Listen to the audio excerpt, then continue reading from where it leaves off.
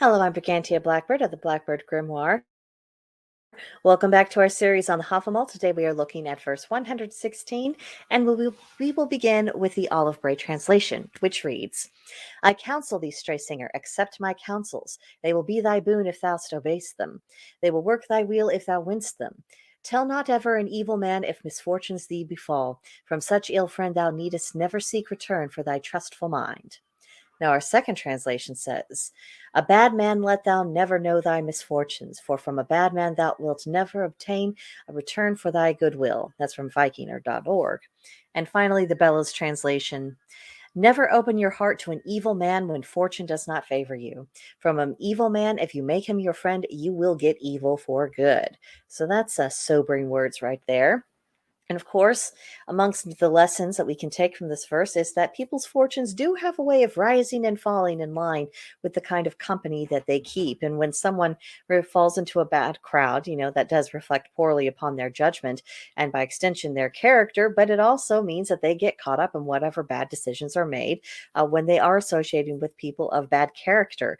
So unfit companions combined with foolishness, that makes people a prey to the bad intentions of others. So anyway, round, obviously this is a situation we would want to avoid.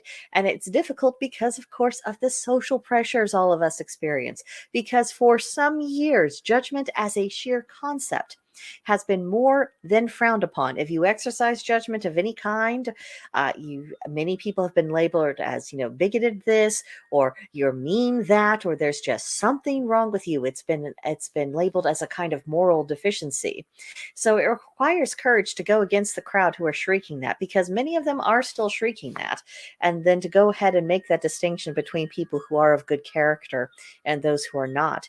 And it also requires restraint, not to overcompensate, go too far the other direction and get too stuck up about your associates. As with all things, it does require balance from us. However, you can create good outcomes for yourself, because when you subtract bad influences from your circle, it does create openings for good people and good influences. And of course, no friendships that are good are built overnight. To create that kind of frith and that bond, it will take time. It takes mutual gestures of goodwill and a lot of shared experiences. There's no way to rush that process. So because you cannot rush the creation of the good, you really need to not waste time with very poor associates. And in order to do this, you must value yourself. You cannot think of yourself as this plaything or punching bag or financial prey for anyone. And don't let anyone guilt trip you into tolerating poor treatment. So you will have to recognize those who mean you ill and to proceed accordingly and exclude them for your life. Very straightforward verse, not a whole lot of interpretation required there. And that's what I have for you this week. Next week, we will, of course, get into verse 117. In the meantime, let me know what you got out of this verse. Again, it's pretty straightforward, so I would imagine our thoughts are pretty well aligned.